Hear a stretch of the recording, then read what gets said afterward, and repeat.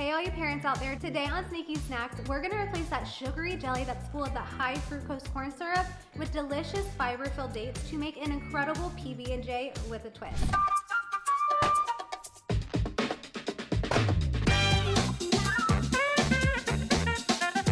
And of course my daughter's gonna be our little taste tester and helper for today.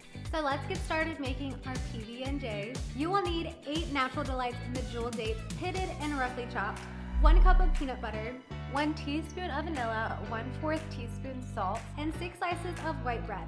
We love swapping out that sugary jelly with dates because these contain natural sugar and they're high in fiber.